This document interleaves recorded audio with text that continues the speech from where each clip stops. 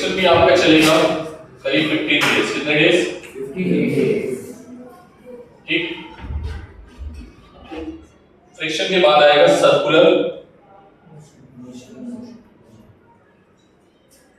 Motion. Topic बहुत कम है लेकिन प्रैक्टिस अगर ज्यादा होगी तो इसको भी मान के चलो 15 डेज। ठीक। फिर आएगा फ्रिक्शन, सर्कुलर मोशन, फिर आएगा वर्क पावर एनर्जी, ये चलेगा 1 मंथ। ठीक है। और फिर आएगा सेंटर ऑफ मास, ये मान लो चलेगा 15 डेज। कितने डेज? जब अच्छे से पढ़ेंगे। और फिर आएगा रोटेशनल मोशन, ये भी कम से कम 15 डेज। ठीक है। सितंबर, अक्टूबर, नवंबर, दिसंबर, 4 महीने। 3 महीने का 1 2 अच्छा 3 महीने। ठीक है। तो लॉज ऑफ मोशन भी तो है, इसको 15 डेज मान, क्योंकि फ्रिक्शन तो हमने इसी में डाल दिया है। ये मैक्सिमम टाइम है। ये कितना टाइम है नीट लेवल पे, लेकिन तुम लोग नीट लेवल पे जा नहीं पाओगे। ठीक है। उतने क्वेश्चन बनाते नहीं हो, तो इसमें से 2-2 दिन कम कर देना। ठीक है। तो अभी चल रहा है अगस्त।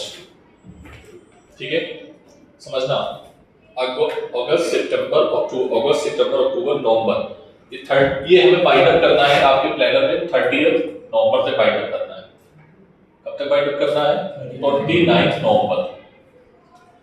ठीक, समझ में आ रही बात? अब इसमें बहुत कुछ है, मतलब ये है फिजिक्स की जान। ठीक है। काइनेमेटिक्स के बाद क्या आता है? डायनामिक्स फिजिक्स की जान। अगर आपने इसमें मिक्स किया तो ये समझ नहीं आएगा, इसको मिक्स किया तो ये समझ नहीं आएगा, इसको मिक्स किया, इन तीनों को मिक्स किया तो ये समझ नहीं आएगा। ठीक है।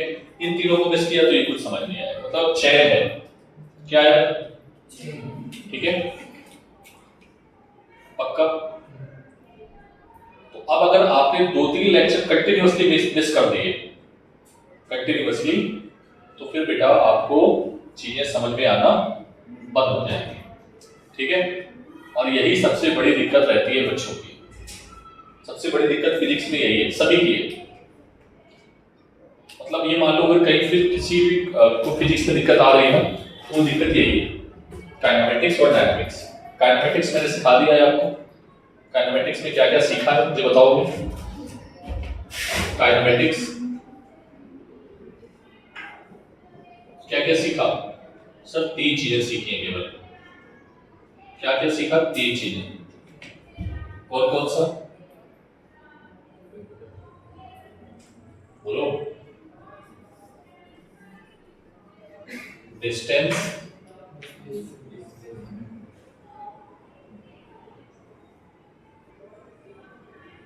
ठीक, with respect to frame of reference. इसके रिस्पेक्ट में अरे डिस्टेंस बताते हो यहां से वहां तक, ये तो बोलते हो आप। डिस्टेंस में क्या बोलते हो? सर डिस्टेंस यहां से वहां तक। यहां क्या है? Frame of reference. वहां क्या है? Frame of reference. दूसरा क्या सीखा है? दूसरा क्या सीखा है?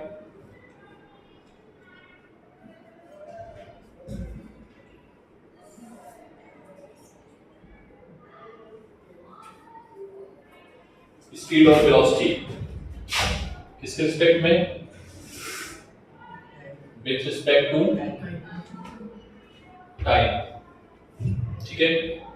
तीसरा क्या सीखा है?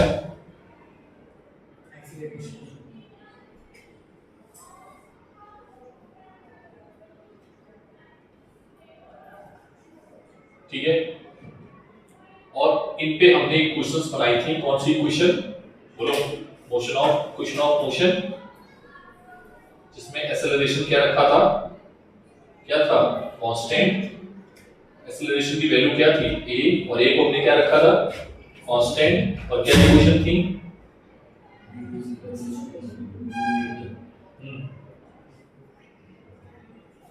दूसरा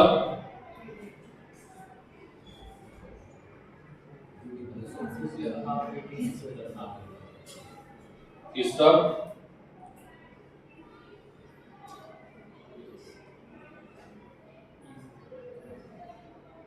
ठीक है, इसको ऐसे भी लिखा जा सकता है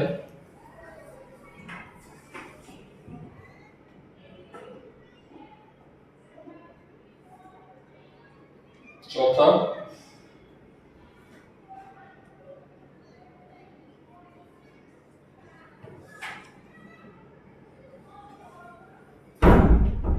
These are the 4 equations. ठीक है, क्या क्या सीखा?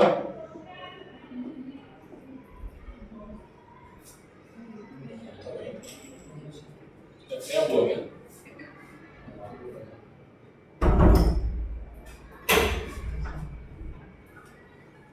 बोलो, क्या समझ आई बात? ये नहीं आई? क्या क्या सीखा था बेटा? बहुत सारी चीजें सीखी हैं, ठीक है। इसमें और भी हमने पढ़ाया है, मतलब मेनली हमारा फोकस किस पे रहा था एक्सेलरेशन पे और हाउ टू कैलकुलेट एक्सेलरेशन, ज्यादातर इक्वेशन ऑफ मोशन का इस्तेमाल किया है, ठीक है। तो अभी स्टार्ट करने वाले हैं क्या laws of motion. Laws of motion पढ़ने से पहले हमें कुछ कुछ चीजें पता होनी चाहिए। सर वो कुछ कुछ चीजें क्या है? वो कुछ कुछ चीजें ये हैं, देखो तुमने 9th में क्या क्या पढ़ा है, 10th में क्या क्या पढ़ा, आई डोंट नो। क्या वेलोसिटी डिस्प्लेसमेंट पे डिपेंड करती है? बोलो। अरे आप लोग क्या सोचते हो ये बताओ बस मुझे। आप गलती बोलोगे ना, इससे ज्यादा थोड़ी बोलोगे। अभी सिर्फ इंट्रोडक्शन चल रहा है। क्यों? अगर हाँ बोल रहे हो तो क्यों क्यों बोल रहे हो? क्योंकि स्पीड बढ़ेगी, डिस्टेंस ज्यादा रहेगा तो स्पीड बढ़ेगी, उस वजह से वेलोसिटी भी फिर से बहुत अच्छा बच्चा है, इसने काफी हद तक सही बोला है। हाँ बोलो बेटा फिर से। जैसे डिस्टेंस ज्यादा रहेगा तो उसकी वजह से स्पीड बढ़ेगी, मतलब जितना डिस्टेंस रहेगा उतना वेलोसिटी बढ़ेगी। नहीं, मैं क्या बोल रहा हूँ कि वेलोसिटी डिस्प्लेसमेंट पे डिपेंड करता है या नहीं करता? डिस्प्लेसमेंट शॉर्टेस्ट डिस्टेंस ज्यादा बढ़ेगा करता है। वेलोसिटी डिस्प्लेसमेंट पे डिपेंड करेगा क्योंकि जितना ज्यादा डिस्टेंस रहेगा वेलोसिटी किस पे डिपेंड करता है? वेलोसिटी को हमें घटाना है बढ़ाना है तो क्या क्या होना चाहिए? अगर हमें वेलोसिटी बढ़ानी है तो हमें अपनी डिस्टेंस बढ़ानी चाहिए। मैं क्या बोल रहा हूँ, क्वेश्चन नहीं समझ रहा। मैं बोल रहा हूँ वेलोसिटी किस पे डिपेंड करता है? अगर हमें वेलोसिटी घटानी है बढ़ानी है तो किस पे डिपेंड करेगा? एक्सेलरेशन। किस पे डिपेंड करेगा? एक्सेलरेशन मान लो कांस्टेंट है तो वेलोसिटी बढ़ती रहेगी। कैसे वेलोसिटी बढ़ती रहेगी भी बताया था। एक्सेलरेशन कांस्टेंट तो वेलोसिटी 0 होती है।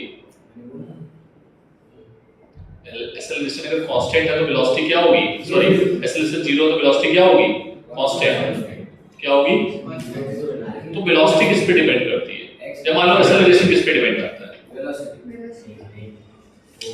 अजीब। अच्छा अब जैसा बोल जाओ, काइनेमेटिक्स में क्या था? काइनेमेटिक्स की डेफिनेशन क्या थी? देखो लिखा हुआ अगर पढ़ नहीं गए होंगे, this is not my fault. Kinematics जब मैंने स्टार्ट किया था, हाँ देखो काइनेमेटिक्स की डेफिनेशन क्या है सब लोग।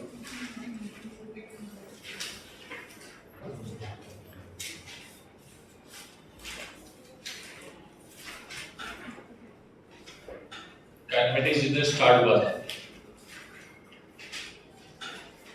1D मोशन जब स्टार्ट हुआ था, देखो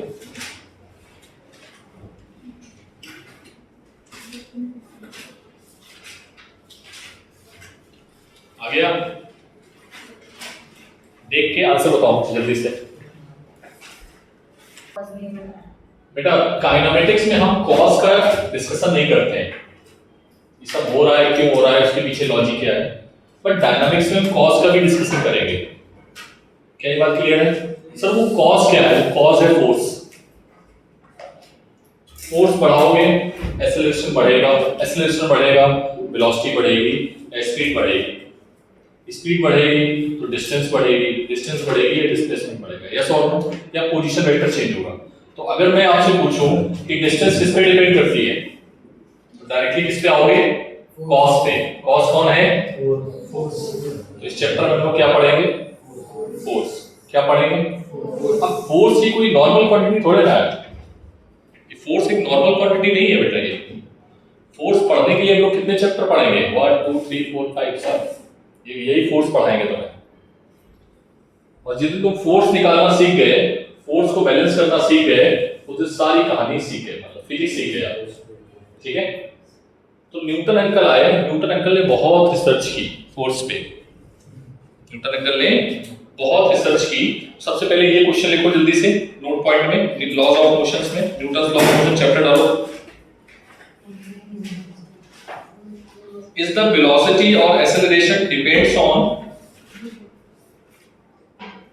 is the velocity or acceleration depends on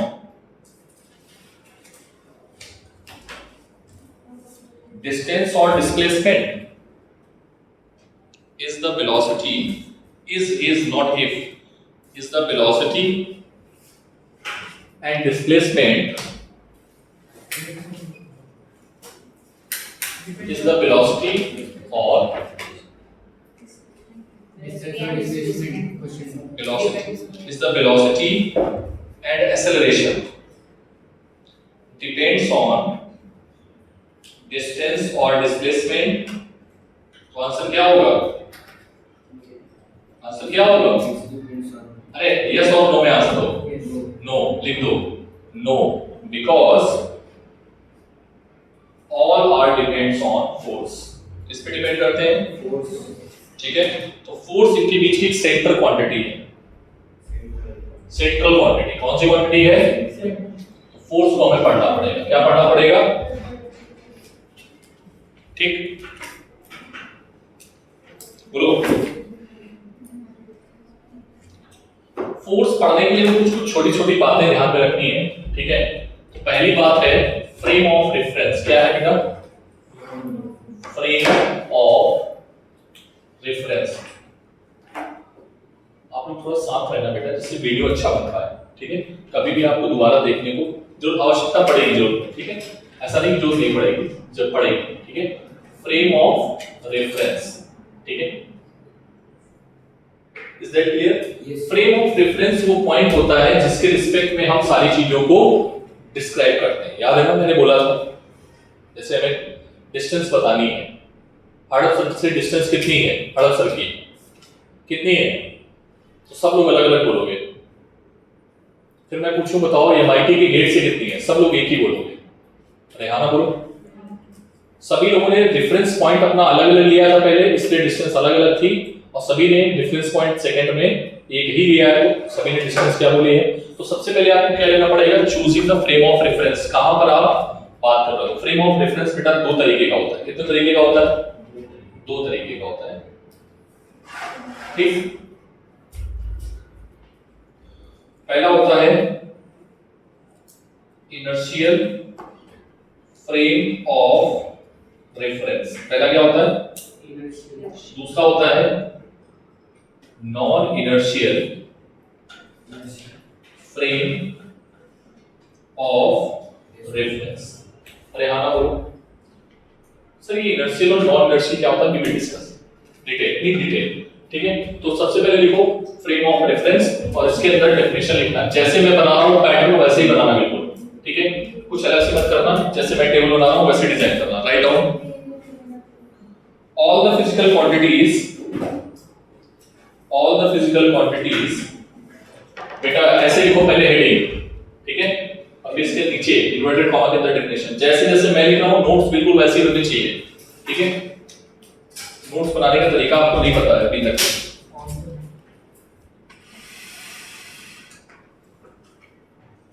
write down all the physical quantities, all the नहीं अभी कुछ नहीं लिखना है, अभी आप पहले फ्रेम ऑफ रेफरेंस लिखो। इसमें अभी तो इसी की डेफिनेशन लिख रहे हैं ना हम लोग, ये तो बाद में आएगा, इसकी डेफिनेशन बाद में लिखेंगे और यहीं पे लिखना, ठीक है। पहले इसकी डेफिनेशन लिखो। ऑल द फिजिकल क्वांटिटीज, कौन कौन सी क्वांटिटीज पढ़ी है तुमने? डिस्प्लेसमेंट, डिस्टेंस, एक्सेलरेशन, वेलोसिटी, अभी यही पढ़ी है ना? ब्रैकेट बताओ। All the physical quantities, distance, comma, velocity and acceleration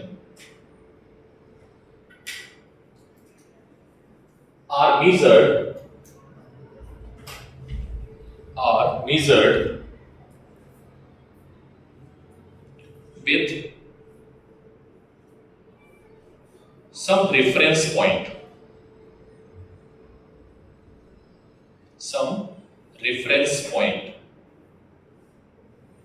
paragraph change करो और इन्वर्टेड कॉमा के अंदर लिखो।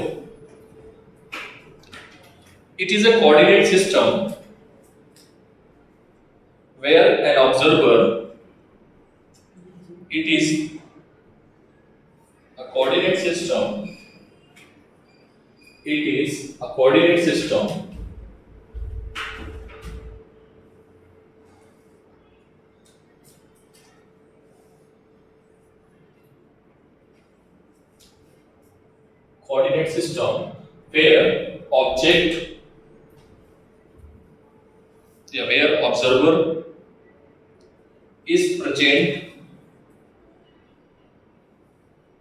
where observer is present, and he makes necessary observation.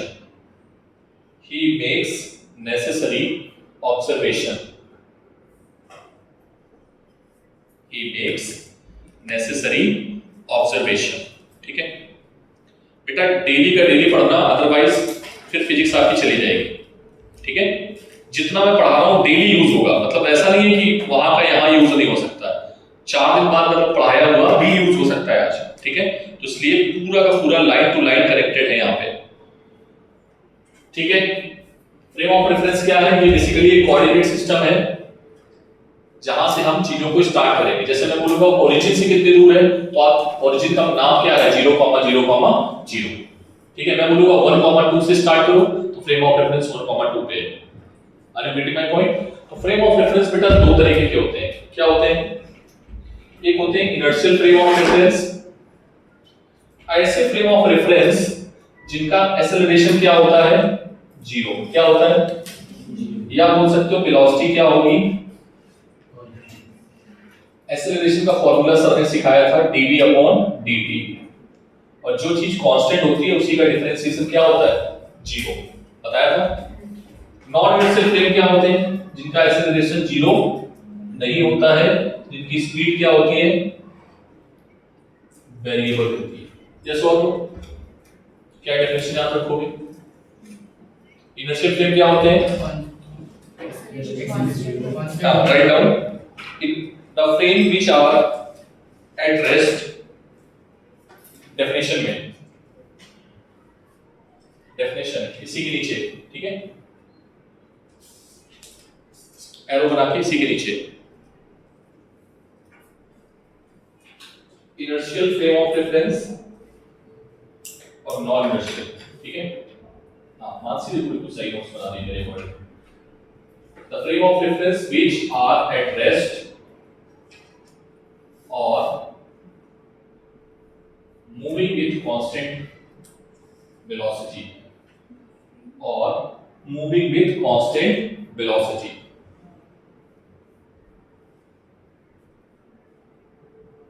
ठीक है, लिख डालो जल्दी से।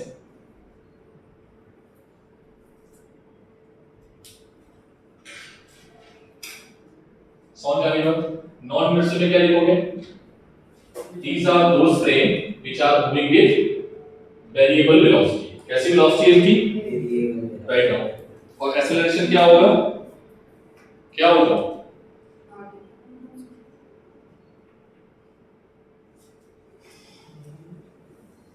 लिख लिया? फिर से what is frame of reference? क्या होता है? तुम लोग अपनी लैंग्वेज बताओ, वो तो मैंने फिजिक्स की लैंग्वेज लिखा दी। ये कोऑर्डिनेट सिस्टम है जिसके रिस्पेक्ट में आप सारी चीजों पर बात करेंगे, ठीक है? बात समझ में आ गई? सर ये कितने तरीके का होता है? 2 तरीके का होता है। कौन कौन? इनर्शियल और नॉन इनर्शियल। इनर्शियल क्या होता है?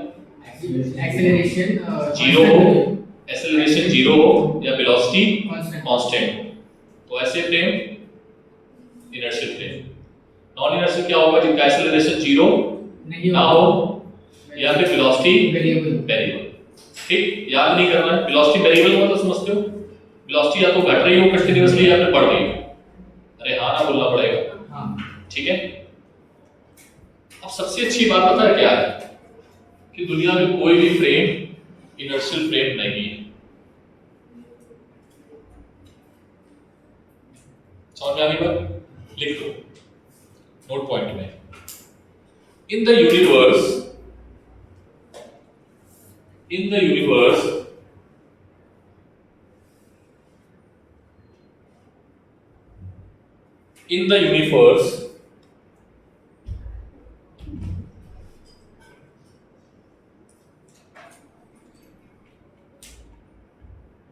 inertial frame does not exist. ठीक सर, अब तो कहानी गड़बड़ है। ठीक है सर, गड़बड़ क्यों है? गड़बड़ इसलिए है कि Newton's law of motion only valid for inertial frame. Write down second note point. Second note point, Newton's law of motion, Newton's law of motion only valid from inertial frame, only valid for inertial frame। क्या बात समझ में आई? Sir आपने एक बात बोली है, क्या बात बोली? कि दुनिया में यूनिवर्स में कोई भी फ्रेम इनर्शियल फ्रेम नहीं है। और दूसरी बात आपने ये भी बोली है कि न्यूटन्स लॉ किसमें वैलिड होते हैं? तो सर फिजिक्स डेवलप कैसे हो गई? क्योंकि फिजिक्स बनी ही इनर्शियल फ्रेम पे। किस पर बनी है? कहानी समझ में आई? नहीं आई? बोलो भाई, कहानी में क्या है? कहानी में ट्विस्ट है। कहानी में ये है कि ये तो होता ही नहीं है और ये तो मैं यहाँ पर ही अप्लाई कर रहा हूँ। कहानी समझ में आई? दुनिया में ये चीज है ही नहीं और उसी को पकड़ना है। तो बेटा ध्यान से यहाँ पर हमें एक एजम्पशंस माना हमने, क्योंकि हम जो भी फिजिक्स पढ़ रहे हैं इस पर बैठ के पढ़ रहे हैं, अर्थ पे बैठ के।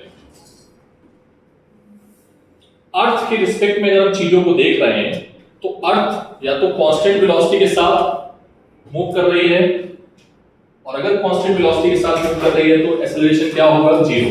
तो हम अर्थ को क्या मानते हैं? एक इनर्शियल फ्रेम। क्या मानते हैं? ठीक। तो न्यूटन जब अपने लॉ बना रहे थे, न्यूटन छोटा मोटा साइंटिस्ट नहीं था, पता है? Newton is the father of physics. कौन है ये?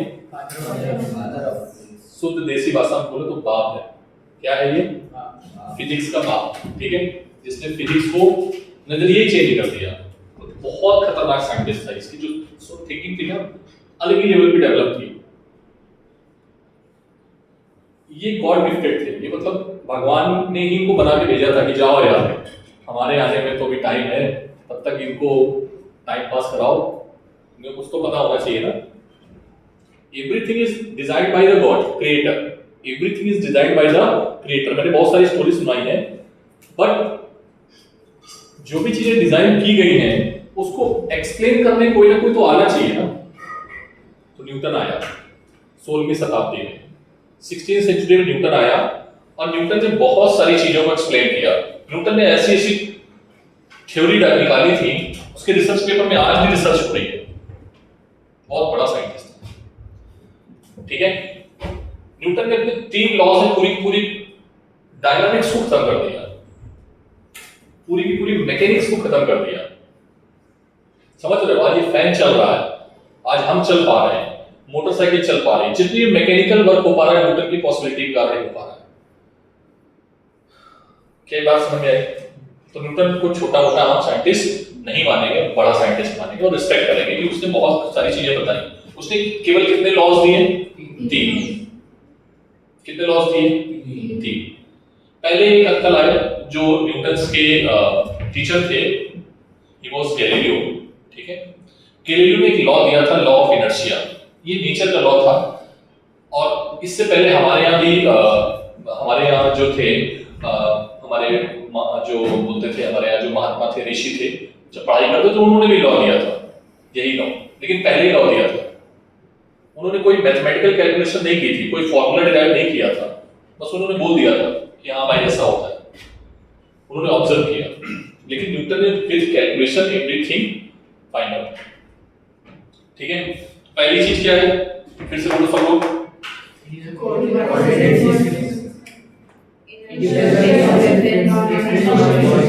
What is inertial?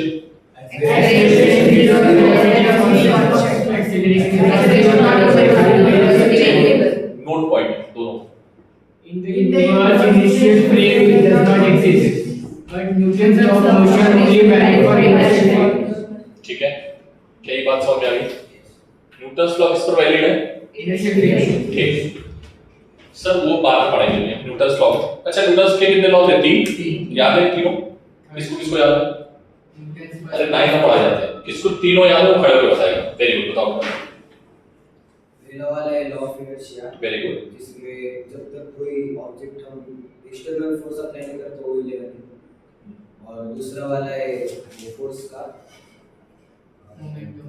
हाँ, Momentum. जिसको तीनों याद है वही बता दो भाई, तीनों। और तीसरा वाला है action, every action has equal and opposite. देखो नाइन तुमने पढ़ा बट याद नहीं है तुम्हें अच्छे से, बट मैं हाँ किसी को याद है? तुम्हें याद है? बताओ। So first law inertia पे based है, second law momentum पे based है, और third law for every action there is equal and opposite reaction. First law क्या था? लॉ तो बताओ, base base. The Newton's first law of motion states that neither any तो movement Hindi बताओ, हिंदी बताओ, मराठी बताओ, मैं कोई भी लैंग्वेज बताओ, बट कोई अंग्रेजी। ऑब्जेक्ट तब तक मूव नहीं करेगी जब तक कोई एक्सटर्नल फोर्स उस पे अप्लाइड या एक्ट नहीं। ठीक है, पहला सेकंड एक्सटर्नल फोर्स इज जो डिपेंड होता ऑन है। मोमेंटम पे डिपेंड ठीक करता है, है। मोमेंटम पे डिपेंड करता है। अच्छा, मोमेंटम किसको याद है? मोमेंटम क्या होता है बताओगे? Mass into mass velocity. Mass into velocity, yes, mass into velocity. ठीक है, काफी कुछ याद है, हमें तो पता था, इतना भी नहीं याद होगा। ठीक है, वेरी गुड, बैठ जाओ बेटा। सबसे पहले हम लोग पढ़ेंगे क्या पढ़ेंगे? पहले पढ़ेंगे फोर्स। क्या पढ़ेंगे? सर ये फोर्स है क्या? What is force? एफ बोलो। हाँ भाई, अब नेक्स्ट एक पॉइंट रह गया, रुक जाओ, एक पॉइंट पहले देखो। इनर्शियल फ्रेम को बनाना पड़ेगा ना, तो अर्थ को हम अप्रोक्सीमेटली क्या मान लेंगे? क्या मान लेंगे? Inertial frame. लिख लो, for all terrestrial calculations, for all terrestrial calculation,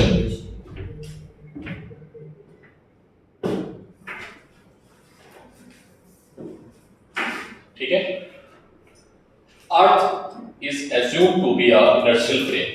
क्या मान लोगे? Earth is assumed to be inertial frame, ठीक है। अगर हम अर्थ पे बैठ के ही अर्थ की कैलकुलेशन करेंगे तो अर्थ को क्या मानोगे? Inertial frame. ये बहुत बड़ा हथियार है, पता है? ये इतना बड़ा हथियार है कि जब तुम लिफ्ट में बैठे होते हो तो लिफ्ट एक्सेलरेट कर रही होती है ऊपर, ठीक है। लिफ्ट अगर ऊपर एक्सेलरेट कर रही है, लिफ्ट 5 मीटर पर सेकंड की वेलोसिटी से जा रही है, सॉरी 5 मीटर पर सेकंड के स्क्वायर से ऊपर जा रही है, तो वो एक्सेलरेट कर रही है, तो तुम वहां पर न्यूटन्स लॉ ऑफ मोशन नहीं लगा सकते, तो तुम क्या करते हो? लिफ्ट में जाके बैठ जाते हो। समझ में आई बात? तो लिफ्ट में जाके बैठ गए, अब वो कैसा फ्रेम हो गया वो तुम्हारे लिए? Inertial frame. भाई हमने अर्थ को क्या माना? Inertial frame. और अर्थ पर बैठ के अगर कैलकुलेशन करेंगे तो अर्थ जितनी भी कैलकुलेशंस होंगी वो कैसे हो जाएगी? Inertial frame. तो हम जो भी एक्सेलरेटेड बॉडी होगी उस पर जाके बैठ जाएंगे और उसको क्या बना देंगे? Inertial frame. क्या ये बात समझ में आई? नहीं समझे? देखना ध्यान से, बहुत ध्यान से। अगर मैं बोलूं कि एक बॉडी जो है वो 3 मीटर पर सेकेंड के स्क्वायर से आगे बढ़ रही है, बोलो, और तुमको जीरो बनाना है, तुमको क्या बनाना है? क्यों जीरो बनाना है? क्योंकि Newton of law of motion कब अप्लाई कर पाओगे? ठीक है, कब लगा पाओगे? बेटा मैं बहुत बड़ी बात बोल रहा हूँ, पता तुम लोग बच्चे हो गए समझने के लिए, इसके लिए टीचर वेट रखते हैं। तुम लोग समझ पा रहे हो तो अच्छी बात है, अगर नहीं समझ पा रहे हो तो समझने का प्रयास करो, क्योंकि फिजिक्स को तुम्हारे लिए स्ट्रांग बनाना है, हमें यहीं से लेके जाना पड़ेगा।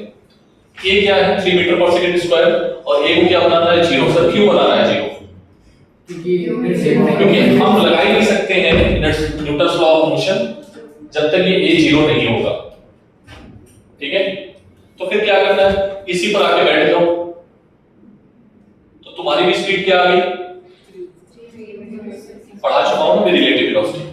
ठीक है, तो रिलेटिव एक्सेलरेशन क्या आ गया? तो ये कैसा फ्रेम हो गया? ये जिस पे तुम बैठे हो ये कैसा फ्रेम हो गया? अरे हाँ ना बोलो। ये बहुत छोटी चीज थी लेकिन बहुत काम की चीज है। ठीक है, शुद्ध देसी भाषा में समझो कि अगर ये 3 मीटर पर सेकेंड स्क्वायर से जा रहा है, तुम्हें इसको जीरो बनाना है।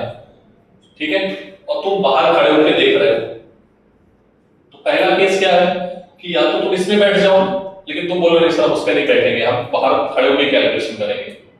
कभी कभार आईआईटी एडवांस का क्वेश्चन इस जगह से ना 4 लाइन में खत्म हो जाएगा, और अगर ये तुमने एज्यूम नहीं किया तो कम से कम तुम्हें 20-25 लाइन करनी पड़ेगी और लॉट्स ऑफ मैथमेटिक्स लगानी पड़ेगी। बट आप लोग नीट के स्टूडेंट हो तो आपको ऐसा क्वेश्चन ही नहीं आता पहली बात तो। ठीक है, उसमें इतना डीप में जाते ही नहीं है, बट डीप में नहीं जाओ लेकिन समझो इस चीज को, ये फिजिक्स के क्या है फंडामेंटल। ठीक है, मैंने क्या बोला? फिर से एक बार फिर से बोलो, मुझे यहां पर टाइम देना है, मैं दूंगा। मैकेनिक्स को 2 साल तक भी पढ़ाऊं ना तो कम है। ये 8 चैप्टर जो मैंने बोले हैं ना, ये 8 चैप्टर अगर मैं 2 साल पढ़ाऊं तो कम है। ठीक है, बात समझ पा रहे हो? मैकेनिक्स पूरा सागर है, तो सर हमें कितनी पढ़ाओ? हमारे नीट वाले ही पढ़ाओ फिजिक्स। ठीक है, नीट की मैकेनिक्स ही पढ़ाओ, और वही मैं पढ़ाऊंगा, क्योंकि ये जो 15 दिन 1 महीना ये सब लिए हैं नीट के पॉइंट ऑफ व्यू से लिए। But fundamental is more necessary than advance। Building में पिलर जो है वो बहुत इंपॉर्टेंट है। तो पहली चीज हमने क्या पढ़ी? सब लोग बोलोगे मेरे साथ साथ, डेफिनेशन समझ में आ गई। दूसरी, ठीक, अगर इनर्शियल फ्रेम होगा तो कोई कहानी नहीं है, तो हम लगा ही देंगे, लेकिन इनर्शियल फ्रेम होता नहीं। अगर हम ग्राउंड के रिस्पेक्ट में ऑब्जर्व कर रहे हैं तो ग्राउंड के रिस्पेक्ट में ऑब्जर्व कर रहे हैं, मतलब ग्राउंड इनर्शियल फ्रेम है तो हमारी कैलकुलेशन आसान है। लेकिन ग्राउंड के रिस्पेक्ट में अगर नहीं है तो फ्रेम कैसा हो जाएगा? Non inertial. कैसा हो जाएगा? Non inertial. तो फिर क्या करोगे? तो तुम जीरो बना लो। तुम जीरो बनाओगे, मान लो ये 3 मीटर पर सेकंड स्क्वायर है, इसको नोट पॉइंट में कहीं पर भी लिखना, ये आने वाले 4 लेक्चर बाद यूज हो जाएगा। ठीक है, इधर देखना, अगर ये 3 मीटर पर सेकंड स्क्वायर से इधर जा रहा है तो तुम इधर चलने लगो ग्राउंड में बैठ के, कितने मीटर पर सेकंड स्क्वायर से? समझ में आया? तो ए क्या हो जाएगा? समझ में आई बात? तो हमेशा याद रखना, जब भी कोई एक्सेलरेटेड फ्रेम होगा तो वो कैसा होगा? इनर्शियल या नॉन इनर्शियल? Non inertial. और हमें उसको एक्सेलरेटेड इनर्शियल फ्रेम बनाना है तो हम उसके अपोजिट डायरेक्शन में चलने लगेंगे, कितने से? जितने से वो चल रहा है। क्लियर है बात? नोट पॉइंट लिख लो इस चीज को, अपनी लैंग्वेज में लिखना, भले तुम मराठी में लिख रहे हो भले तुम हिंदी में लिख रहे हो। ठीक है, समझ में आ गई बात? तुम कहां से कैलकुलेशन कर रहे हो? ग्राउंड में खड़े होके। तो ग्राउंड में खड़े होके तुम इधर कितने से चलने लगोगे? 3 मीटर पर सेकंड।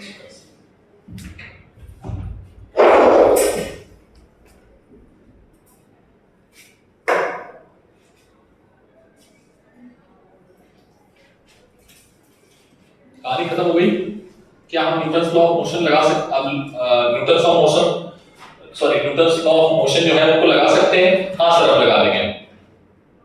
लगा लोगे? बोलो, चाहे वो इनर्शियल फ्रेम हो चाहे वो, अगर इनर्शियल है तो कोई दिक्कत ही नहीं। पास वो चीज है ही, और अगर नॉन इनर्शियल हुआ तो हम क्या कर देंगे, अपोजिट साइड में उसका एक्सेलरेशन उतना ही घटा देंगे। अरे हाँ ना बोलो भाई, ठीक, अपनी लैंग्वेज में लिखो और इसको ऐसे बंद करो बॉक्स में कि ये हमेशा हमें याद रहना चाहिए। ठीक, आगे बढ़े। Next heading force.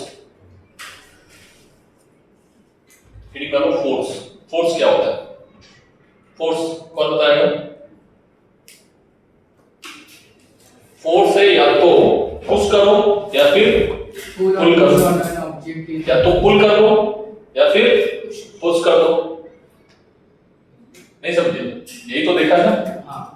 या तो हम आपको इधर खींच लें, पुल कर लें, या फिर पुश कर दें, तो दैट इज कॉल्ड फोर्स। लिख लो, इट इज अ पुल और push which changes or tries to change the state of body. It is a push or pull which changes or tries to change the state of body. ठीक है, बोलो बेटा। दुनिया में कितने तरीके के फोर्स होते हैं? बोलो। 4। कौन से? कौन कौन से फोर्स ने पढ़ाया था? Gravitational force. हाँ, पहला ग्रेविटेशनल फोर्स।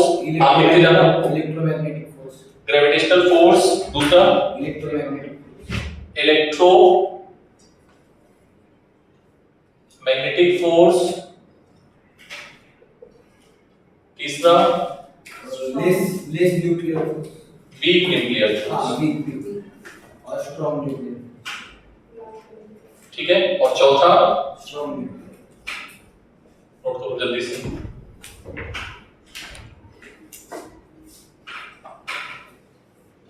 जितने भी फोर्स हम लोग पढ़ेंगे वो सब इसी में होंगे। ठीक है, किसमें होंगे?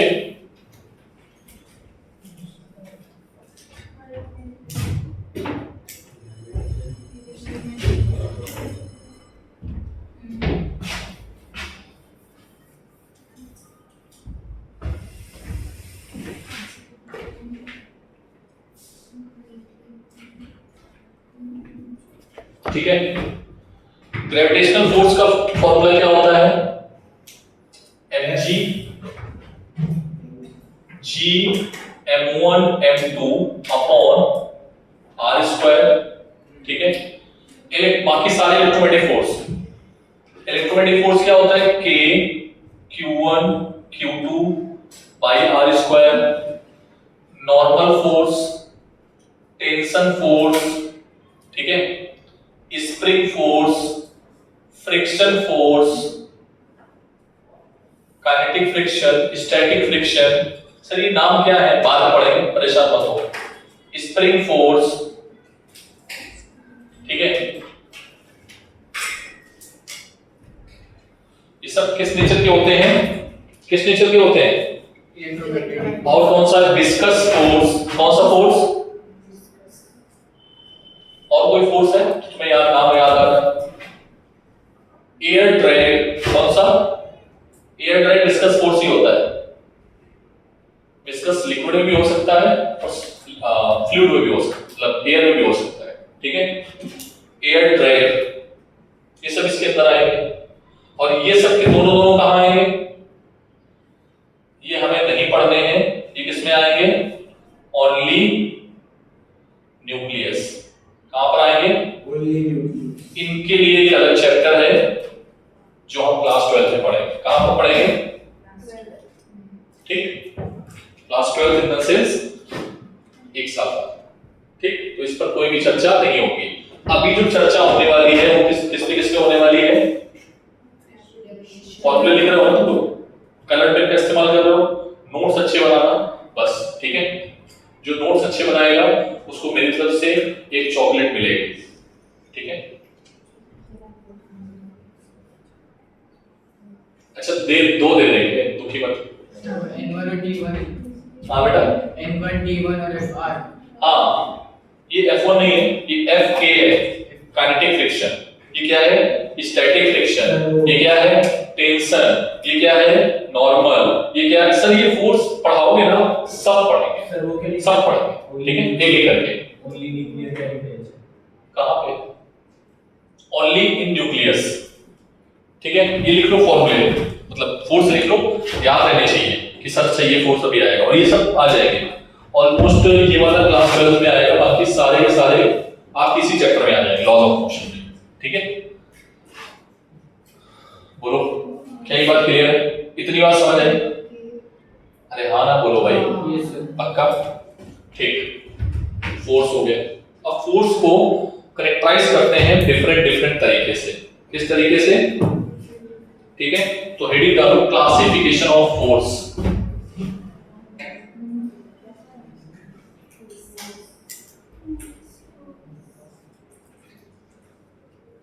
Classification of force. पहला नाम, ठीक है,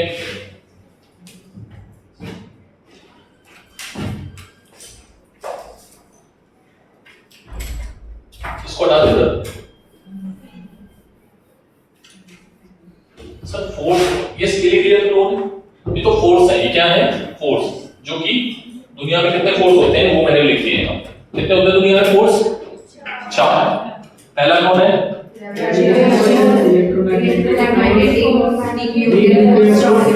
दो को हम नहीं पढ़ेंगे और दो को यहां पर पढ़ेंगे इसी क्लासिफाइड फोर्स, ठीक है।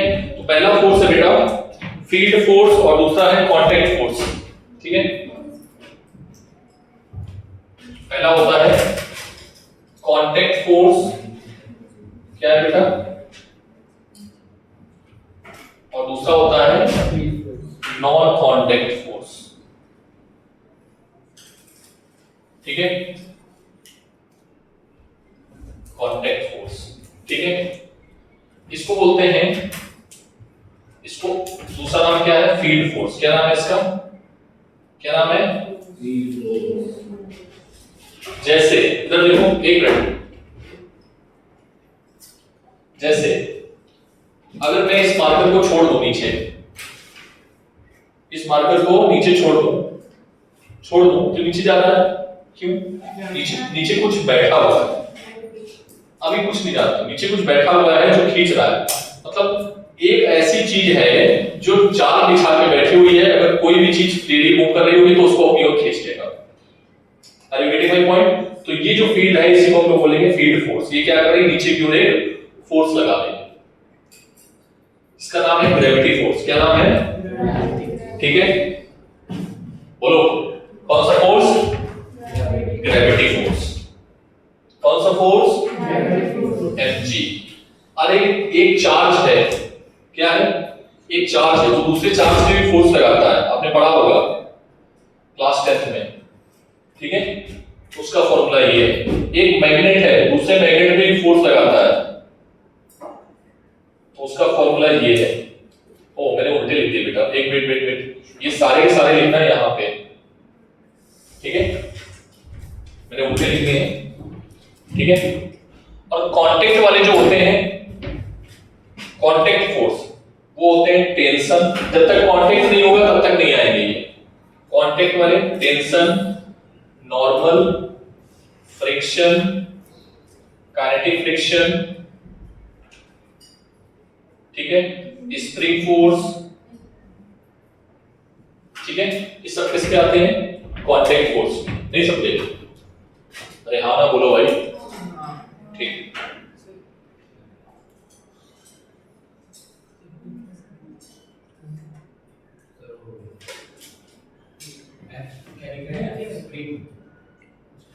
बेटा ये वाले इधर लिखना, हाँ वो स्प्रिंग लिखना है। स्प्रिंग।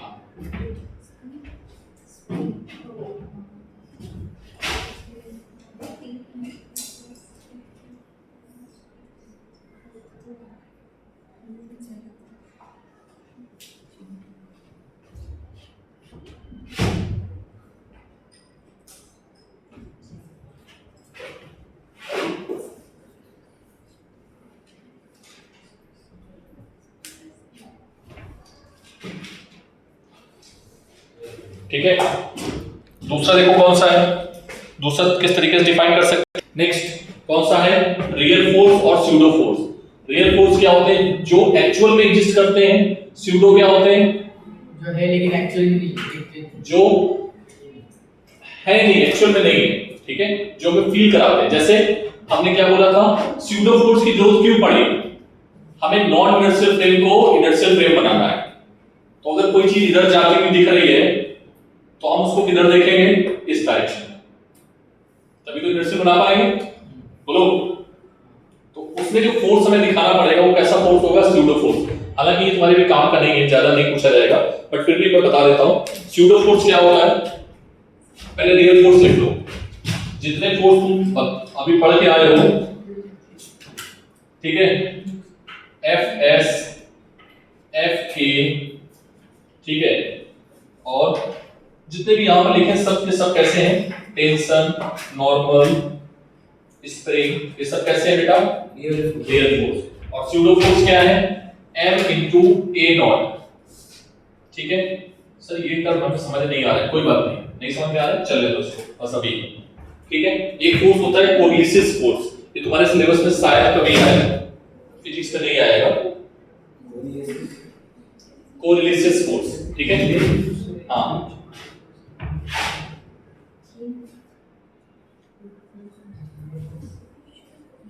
कोलिसियस फोर्स, ठीक है।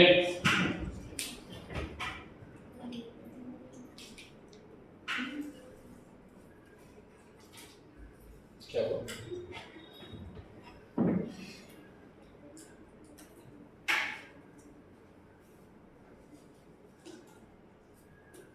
हो गया। नेक्स्ट चौथा, चौथा किस तरीके का है देखना बेटा, ये देख लेना, इसमें क्लासिफाई 4 तरीके से कर सकते हैं और चारों हम फिजिक्स में करेंगे।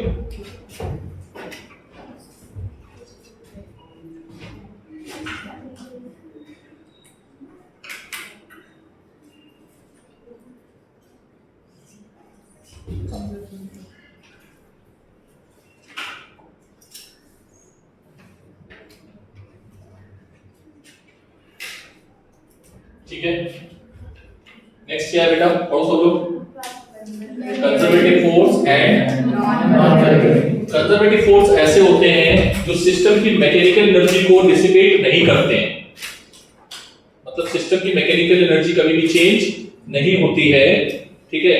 और जो मैकेनिकल एनर्जी को डिसिपेट करते हैं वो कहलाते हैं आपके नॉन कंजर्वेटिव। ये सब आएगा डिटेल में, सब परेशान मत होना कि सर इसको डिटेल में नहीं पढ़ाओगे, सब पढ़ाएंगे डिटेल में एक एक करके, ठीक है। बस ये नाम अभी नाम हम इसलिए दे रहे हैं कि कोई एक जगह इकट्ठा कर लेते हैं, पहले यहाँ पर लिख लेना डेफिनेशन में और यहाँ पर इसी डेफिनेशन में लिखना, देखो पहले इस तरीके से।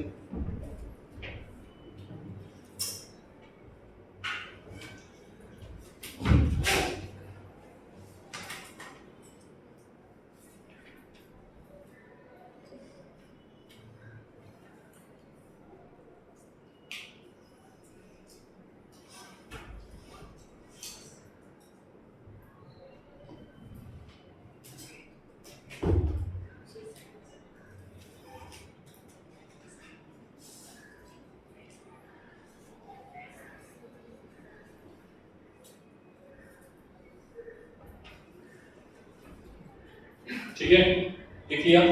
सर ऐसे कौन से फोर्स है उनका नाम बताओ, तो कंजर्वेटिव फोर्स में आता है gravity force mg, g m1 m2 upon r square, magnetic force sorry electric force k q1 q2 by r square. Non conservative में क्या होते हैं, फ्रिक्शन फोर्स, कौन सा फोर्स, अच्छा स्प्रिंग फोर्स भी याद रखना, स्प्रिंग फोर्स बच्चे नहीं याद रखते हैं, बहुत इंपॉर्टेंट है। स्प्रिंग फोर्स कैसा फोर्स है, कंजर्वेटिव, ठीक है। Friction force, kinetic friction, normal, tension, सब के सब कैसे होते हैं, सब के सब कैसे होंगे, non conservative. Air drag, viscous, सब एयर ड्रैग, विस्कस, ठीक है। ये क्या है बेटा? What is that word after which do not? Dissipate. Dissipate मतलब खर्च हो जाना, सिस्टम की एनर्जी को खर्च कर देते हैं, जो वो कौन से होते हैं? Force non conservative. मतलब एक डिफरेंस ये भी है।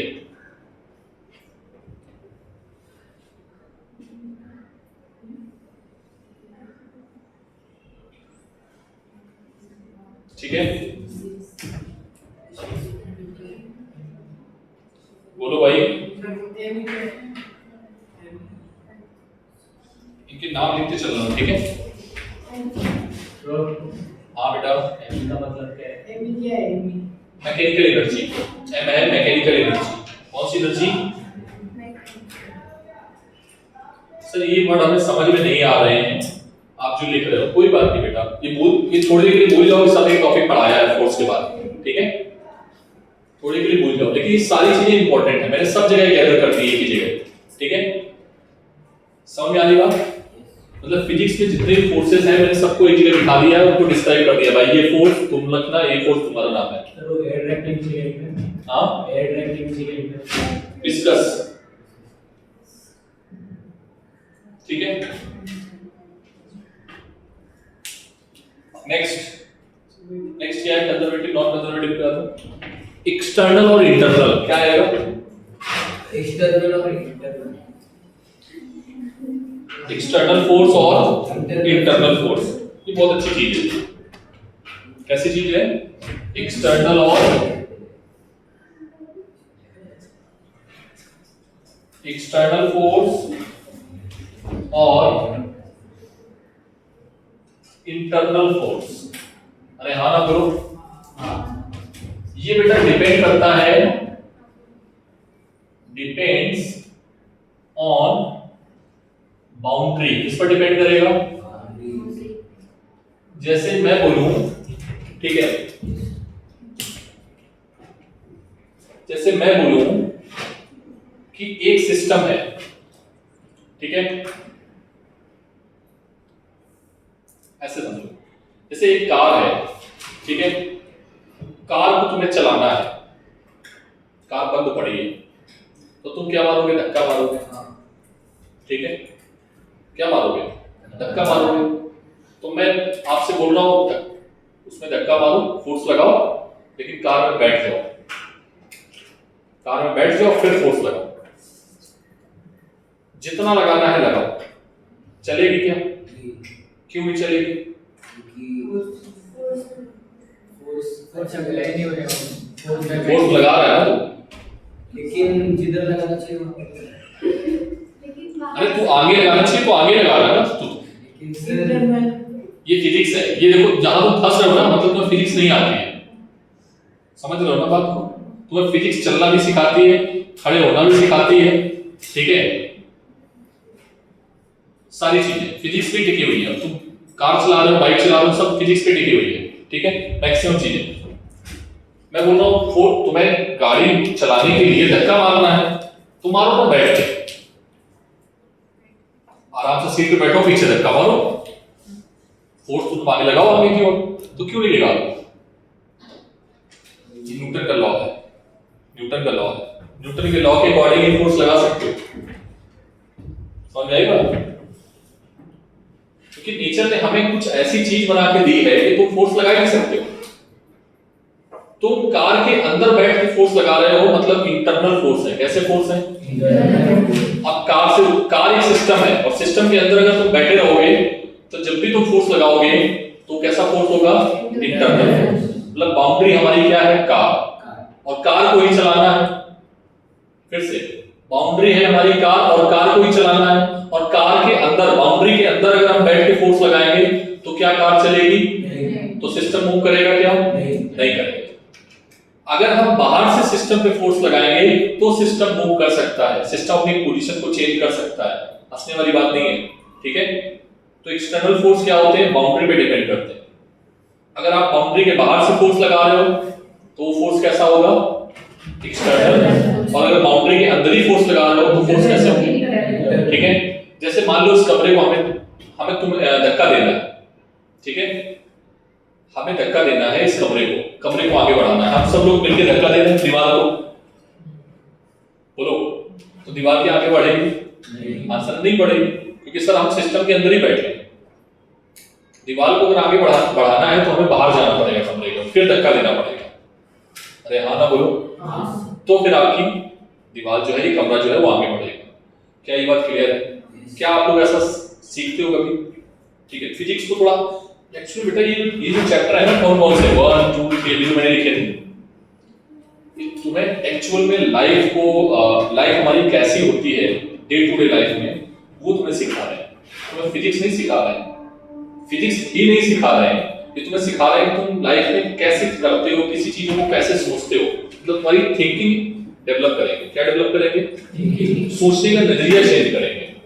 ठीक है, क्या ये बात क्लियर है? अरे हाँ ना बोलो। तो लिखो बेटा, जैसे मैं बोलूं, देखो जरा देखो,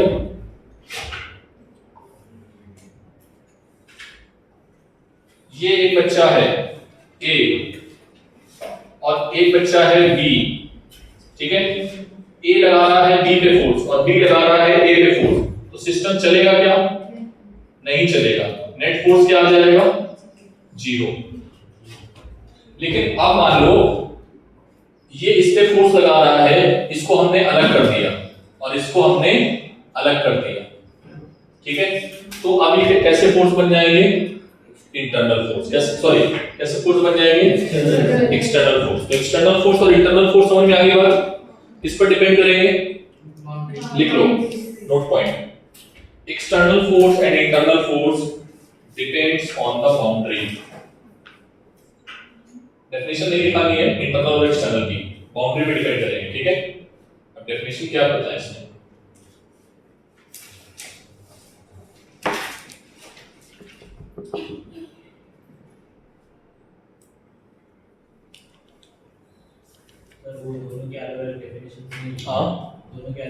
लिखना चाहो लिख लो। एक्सटर्नल फोर्स वो होगा जो सिस्टम के बाहर से अप्लाई करेंगे। The force applied by the system, applied on the system,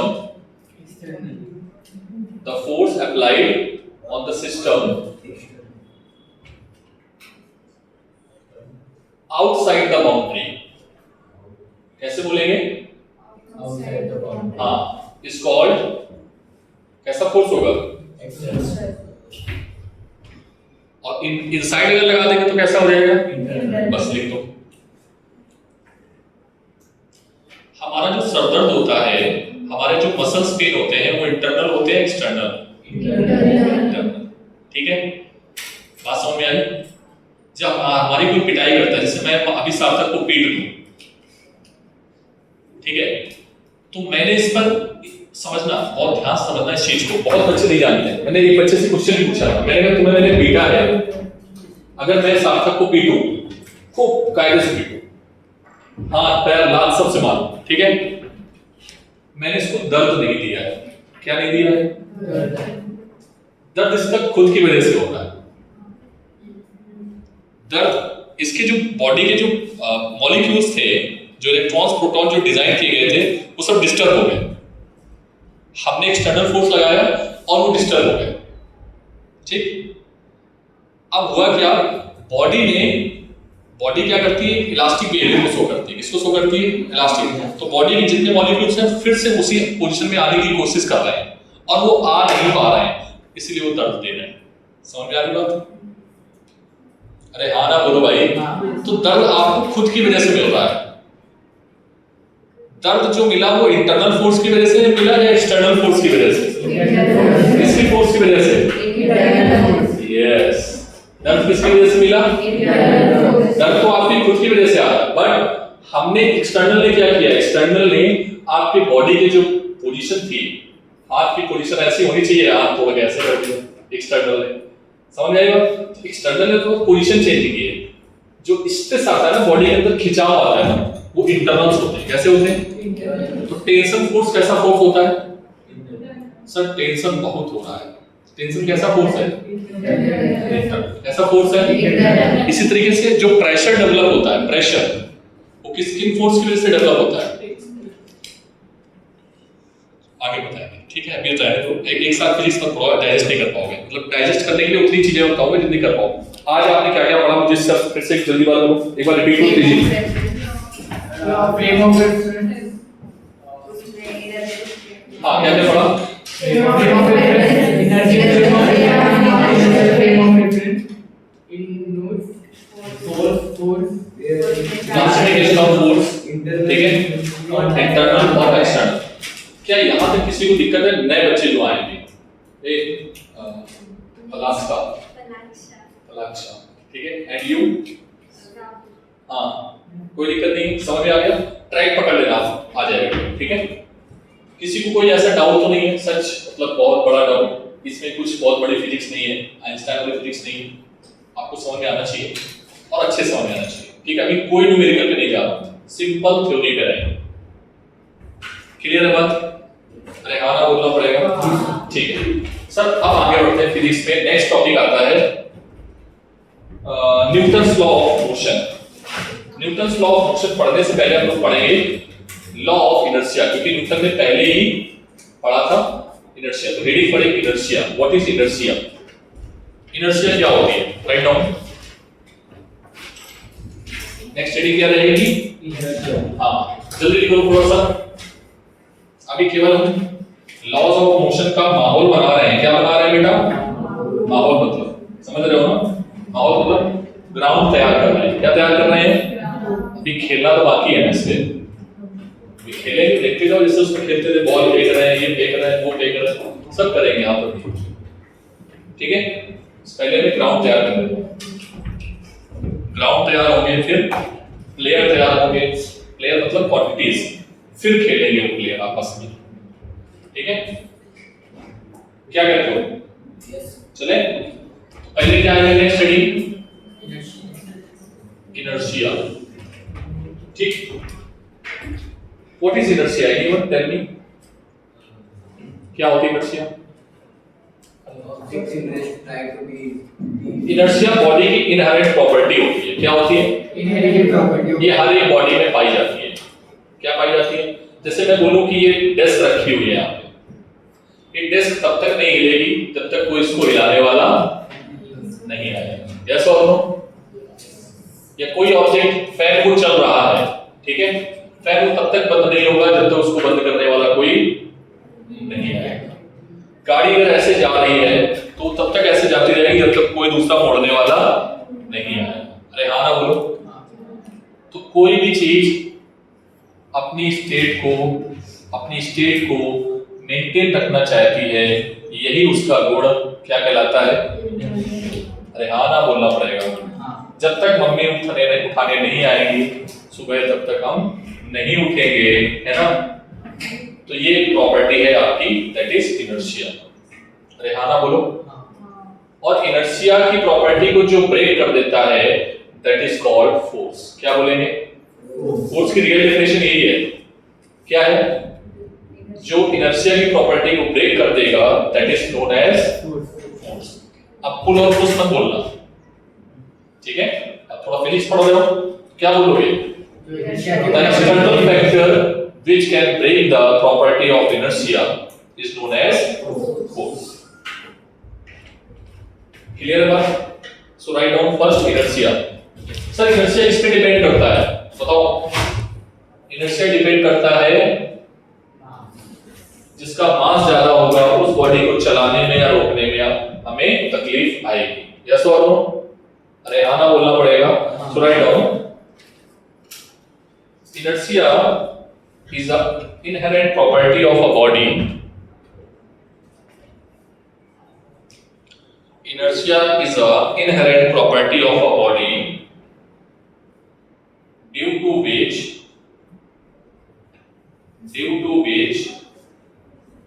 it can maintain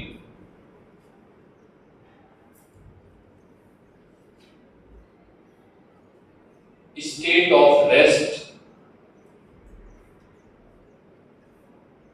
of rest or motion or direction, ठीक है। क्या बोलेंगे? इनर्शिया क्या है? Property of a body due to which it can maintain a state of rest, motion or direction। समझ में आ गई बात? ये एक प्रॉपर्टी है जिसकी वजह से बॉडी अपनी स्टेट को बदलना नहीं चाहेगी। अरे हाँ ना बोलो भाई, ऐसे क्यों देख रहे हो तुम लोग? मतलब समझ में आ रहा है? अभी आना चाहिए। हाँ ठीक है, okay. Note point right down. Inertia is depends on, inertia is directly proportional to the mass. Inertia is directly proportional to the mass. ठीक है, कितने तरीके का इनर्शिया होता है? 3 तरीके का। Right down. Inertia are basically 3 type, मैंने दिखाया ना। कौन कौन सा? inertia of rest, inertia of motion, inertia of direction। हाँ राइट। इनर्शिया कितने तरीके का होता है? पहला होगा रेस्ट, मोशन, और तीसरा क्या है? बोलो। डायरेक्शन। ठीक है, ये एग्जांपल हम डे टू डे लाइफ में देखते हैं। जब बस चल रही है और ड्राइवर ने अचानक ब्रेक मार दी तो हम आगे घुस जाते हैं, जैसे कि करते हैं आराम से। ठीक है, देखो। या हम बाइक पे बैठे हैं और हमारा दोस्त शरारती है, उसने एकदम से एक्सीलरेटर ले लिया तो हम पीछे चले जाते हैं। देखा? बोलो। बाइक तो एक्सीलरेशन में आ गई, लेकिन हमारा गुण क्या था? हम तो रेस्ट में रहेंगे, तो हम इनर्शिया ऑफ रेस्ट की वजह से पीछे जा रहे हैं। किसकी वजह से पीछे जा रहे हैं? बस अगर एकदम से ब्रेक मार रही है, बस तो खुद तो रुक गई, लेकिन हम तो मोशन में थे आराम से, ऐसे करके जैसे तो ब्रेक मारा आराम से गिर गए। क्यों? क्योंकि हम तो मोशन में थे। हम किसमें थे? तो हमारे पास कौन सा इनर्शिया था? तो हमारे पैर तो रुक गए, लेकिन ऊपर वाली बॉडी तो नहीं रुक पाई, क्योंकि पैर किसके कांटेक्ट में है? बस के कांटेक्ट में। नहीं समझे? समझ में आई बात? डायरेक्शन, जब कोई बाइक मोड़ता है ऐसे करके तो तुम इधर घुसते हो, फिर जब बाइक मोड़ता है इधर तो तुम इधर घुसते हो, करते हो ना? बस में बैठे, बस से आते हो ना, तो बस में जब ड्राइवर इधर मोड़ रहा होता है तो तुम इधर पलटी मारते हो, फिर वो इधर पलटी मार रहा है तो तुम इधर पलटी मारते हो। जैसे नहीं जी जय चलता है वो, मान लो पहाड़ों पे ऐसे ऐसे चल रहा है तो वो ऐसे मारेगा तो तुम इधर पलटी मारोगे। क्यों मार रहे हो? इनर्शिया ऑफ, डेफिनेशन लिख पाओगे? खुद से लिख पाओगे? मैं लिख पाऊंगा नहीं। ठीक है, next example, Newton's law of motion. ठीक है, Newton's law of motion. Inertia of rest और मोशन का हम यूज में भी लाते हैं। जैसे आप देखते हो ना, जो मैट होती है, मैट के ऊपर जब बहुत धूल जम जाती है तो हम उसको क्या करते हैं? डंडे से ऐसे ऐसे करके पीटते हैं। तो पार्टिकल किसमें होते हैं? रेस्ट में। अरे हाँ ना बोलो। पार्टिकल किसमें होते हैं? रेस्ट में। और हम पीट के क्या करते हैं? मोशन देते हैं। तो पार्टिकल किसमें रहना पसंद करते हैं? रेस्ट में। तो फिर से वैसे ही आते हैं और हमने इधर से हवा चला दी तो पार्टिकल सब गायब हो गए। बात समझ पा रहे? तो हम रेस्ट, इनर्शिया ऑफ रेस्ट की वजह से हम उसको क्या कर पाते हैं? बाहर क्यों निकाल पाते हैं। ठीक है, बहुत सारे एग्जांपल हैं इनर्शिया के। ठीक है, घुड़सवार जब दौड़ता है, ठीक है, घुड़सवार जब दौड़ता है, जैसे एक और है, आप लोग शायद गलती करते हो इनर्शिया की वजह से, मैं सिखा देता हूं। जब आप बस से चल रहे हो और मान लो बीच रास्ते में आपको उतरना है, किधर उतरना है? बीच रास्ते में, और बस चल रही है, बस उतर रही है, तो तुम अगर एकदम से कूदोगे ना दोनों पैर लेके तो तुम गिर जाओगे। जिस स्पीड से बस दौड़ रही है उसी स्पीड से तुम्हें दौड़ना पड़ेगा। मतलब बॉडी किसमें थी? मोशन में, तो आपकी बॉडी को किसमें लाना पड़ेगा? मोशन में। या चलती हुई बस में अगर तुम्हें चढ़ना है या चलती हुई ट्रेन में चढ़ना है तो तुम अगर एकदम से पकड़ने की कोशिश करोगे तो तुम गिर जाओगे। पहले क्या करो? दौड़ो। करना नहीं है ये सब, चलती हुई बस पे हीरो बनना है, साउथ का हीरो चल रही है और पकड़ लिया, जाने दो, सिमरन फिर आ जाएगी, तुम नहीं आओगे वापस। ठीक है, बात समझ में आ रही? क्या समझे? सिमरन वापस आ जाएगी, सिमरन वापस मिल जाएगी, बट अगर जान चली गई ना, उसको लॉजिक को समझ नहीं आया, जोक समझ नहीं आया, कोई बात नहीं। ठीक है, तो आपको दौड़ने की आवश्यकता नहीं है। ठीक है, बात समझ पा रहे? अगर तुम्हें इमरजेंसी में करना भी पड़ता है तो आपको उतनी वेलोसिटी मेंटेन करनी है कि उतना गैप रहना चाहिए। जैसे मान लो कोई 40 की स्पीड से कार पे बैठना चाह रहा है तो उसको स्पीड अपनी 35 के राउंड को लानी ही पड़ेगी, तब जाके वो अगर उसको टच करेगा तो उसकी स्पीड मिल जाएगी। लेकिन अगर वो 40 से ज्यादा है तो 20 की स्पीड से पकड़ोगे तो फिर डिफरेंस ज्यादा है, ठीक है। तो आप देखते होगे ना कि जैसी स्लो हुई ट्रेन या बाइक या कार तो लोग उतर सकते हैं, लेकिन एकदम से नहीं उतर पाएंगे, क्योंकि वो एकदम से 100 की स्पीड से दौड़ने नहीं लगेंगे, नहीं दौड़ सकते ना। क्या ये मेरी बात समझ पा रहे हो? नहीं समझ पा रहे? पक्का? तो इस चीज पे ध्यान रखना कि इसमें बहुत सारे फैक्टर होते हैं। फिर उसमें जब आप इतनी स्पीड से दौड़ते हो ना तो एयर रेजिस्टेंस भी काम करता है और वो हमें पीछे की ओर धकेलता है, ठीक है। तो जब भी चलती हुई बस से अगर कूद रहे हो तो हमें क्या करना होगा, थोड़ा सा दौड़ना पड़ेगा बस को पकड़ के, ठीक है। बस को पकड़ के थोड़ा सा दौड़ना पड़ेगा उतनी स्पीड से। अगर तुम्हारे अंदर है कि हम 10 की स्पीड या 15 की स्पीड से, देखो बॉडी 10 या 15 की स्पीड जो है वो इंस्टेंट हासिल कर सकती है, लेकिन 40 की स्पीड इंस्टेंट हासिल नहीं कर सकती। तो ये सब किसकी वजह से होता है?